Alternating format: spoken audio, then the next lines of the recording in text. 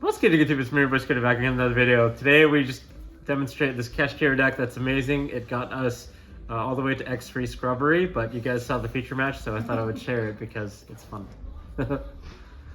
Without further ado, okay, with that, oh, actually, we'll do shoutouts. Huge shout out, first and foremost, to Marcus Sue, MJS Collectibles, for lending me basically all of these cards. Without him, I would have been playing Raid Raptors or like Scraps because I don't own any cards.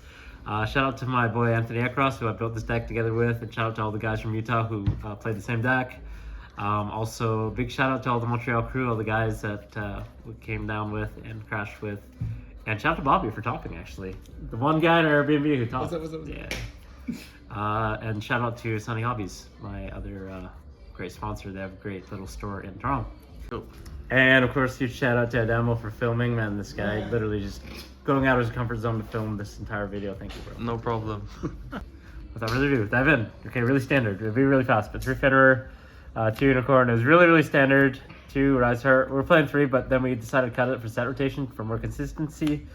And then Scarecrow Clash. So those are the Kashtira monsters, really self-explanatory. Hand traps, 3 Ash. And then we also played 2 Saravis. So this is Anthony's idea because a lot of cards in the metagame currently target. And in the mirror match, this is insane because you can use it against everything that targets. If they go like Fenrir attack and try to banish or Rise and attack, you can negate the activation and then they crash.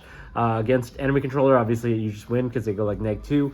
Against runic spells, it negates the activation as well, so they don't actually get to trigger Fountain because the activation is negated. And there are other things like Branded Beast and other random cards. The biggest thing that it works against is monster effects in addition to spell and traps. So it's kind of like you can play this with Lance. You can just like, when you have both, you basically have like an indestructible or Rise Heart, especially when you have Goliath as well. It's like a Towers, so really cool. And we played Lance as well, actually, to pair with it. But then spells, planets, terraformation. We also played the set rotation package just to have more consistency. When you have Scareclaw in your opening hand, you can generally make like Shangri-La plus a Rise Heart and also add back the Big Bang and also attach the Teosis to a Rise, so you just have like an insane board with like 5 cards in hand. So we thought that this was more consistent because this is like more consistency to the deck that bricks, and also being able to add Scareclaw. This is really good when you have 3 defense monsters you can pop. So against like Labyrinth and stuff, you can also pop Floodgates. Really neat. But it does break sometimes, unfortunately, when you drop multiple pieces. And then 3 Birth, 3 Tails is very standard. 3 Pot of Prosperity, 3 Tactics. So we built our deck really to beat the mirror match because we thought there would be a lot of mirrors, especially in Top Cut. But I actually played only 2 mirrors, including the one on stream. And then the rest were like all Dragon Link, which were my 2 losses, and random other decks. So I think that our deck probably could make some subtle changes if we had to redo this event, just because this is more geared towards the mirror match, and we could have played like more cards like Imperm and maybe more hand traps to deal with like dragons. But this card's like one of the best cards in the mirror match because like you basically take their monsters and it breaks apart boards on its own. So we decided to play it, but it was kind of dead a lot of times, even though people were playing hand traps. And then we also played 2 Cosmic because it's generically good, going first and second. 2 Books, probably should have played 3 because it's just really good. 2 Lance as well, probably. Maybe could have been 3. This card is really good because it stops like Dark Ruler and Book of Eclipse. And paired with Saravis, when you have like both, it's really insane. And then Enemy Controller because it's really insane in the mirror match. But it was not really good against the other decks because you don't really have a lot of stuff to take. And then Big Bang, just generically good. With this, you can add back Unicorn to your hand as long as you have a way to get 3 materials in A-Rise. So then you have follow-up, which is always good. And then extra deck, these are my tokens. 2 Shangri-La, A-Rise, Double Zeus, Dark Armor, which is a really good card. Draco Sack, which is also very good because you can tribute it off to pop Floodgates, and also on the Golden Match with 2 Unicorns.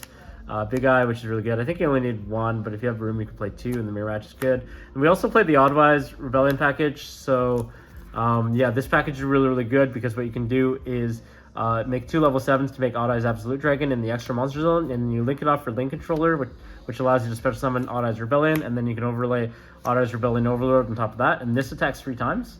So the effect is when you have an Odd Eyes monster on top of it as material, you can attack 3 times, so that's 9k, and then with Gravity Controller, it's just 10k. So it's kind of cool. We decided to play that package, but it didn't really come up in the tournament, even though it came up a lot in testing. I think, unfortunately, you can't play cards like Baron in place of those, so it's kind of, that's the only trade-off, but it worked okay, I think, in theory. And then for the links, we played For Hire, which is really needed. This just for the combo. This also is a Grand Mole, so it bounces back monsters in the extra monster zone, so you can bounce an opponent's Shangri-La and attack the game. finish rack just for the against Runics, and then we played Entis because this is really needed when you play against Talents and you have like an A-Rise Heart with this equipped, and then they go Talents and you have like a Fenrir. You can detach 3 to banish A-Rise Heart face down, and then when they steal like a Fenrir or whatever on the new chain, Entis goes Graven pops what they steal, so it kind of deals with that. And then side deck is really standard. 3 Shifter. I kind of wish I made them because I played so many rogue decks and dragons. 3 Bell, it's really good against like Runic and also Labyrinth and random branded decks. 3 Dark Ruler. It could have been Lava Golem because like Lava Golem you can summon an attack when they mana can cat you. You're something back and you can crash your hand trap so you get rid of the monster. And then 3 Anti-Spell, as you guys saw in the feature match, this card's really degenerate. And then Pankratops, 4 Anti-Spell and other boards. 3rd Cosmic just for the same thing, and then Harpy's Feather Duster just as a generic board clear. So yeah, that's about it for the deck profile. It's really standard cash. Yeah, we'll see you guys in the next video. If you guys have any thoughts or questions, let me know below. Bye bye.